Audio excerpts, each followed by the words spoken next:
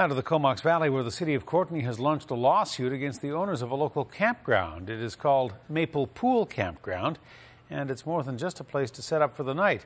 For many of the community's poorest, it is home. But the city says it is not zoned to be home to anyone on a permanent basis, and it's not safe for people to live there year-round because of the flooding risk. CTV's Gord Kurbis has the story.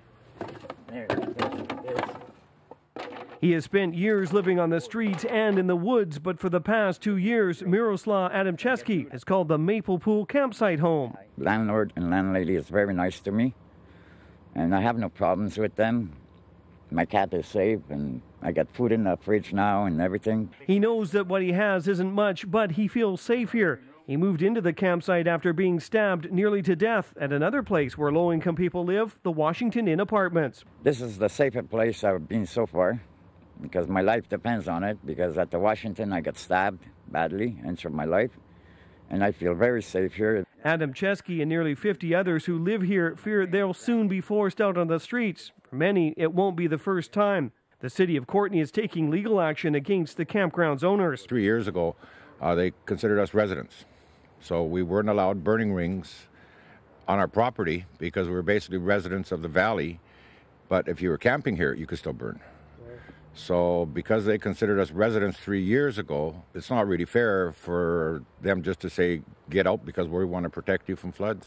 The city has launched legal action after setting deadlines for the campground's owners to stop allowing people to live on the property full time. The lawsuit cites fear of flooding on the property, which is a risk to people's safety. The campground had been evacuated twice during heavy flooding in the past. The evidence is quite overwhelming that the campsite was flooded at that time for one reason and one reason only, and that was BC Hydro releasing water from the dam in an uncontrolled way.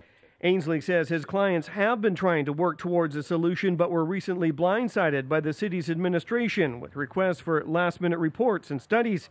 He says the city's legal threats fly in the face with public statements about wanting to help the homeless. This doesn't make a whole lot of sense right now when we've got a huge homeless problem here. We've got people in the streets, and it's somebody's idea that the best thing to do would be to shut down a facility that is housing 56 people right now and make them homeless as well. Courtenay's Mayor Greg Phelps declined a request for an interview but did issue a statement saying, with all due respect to Mr. Ainsley and his clients, the deadline for compliance has expired. He also says he's unable to provide any further comment because this is now a legal matter. Those who live here are convinced the city that says it's trying to help the homeless will soon make them homeless. Gord Kurbis, CTV News, Courtenay.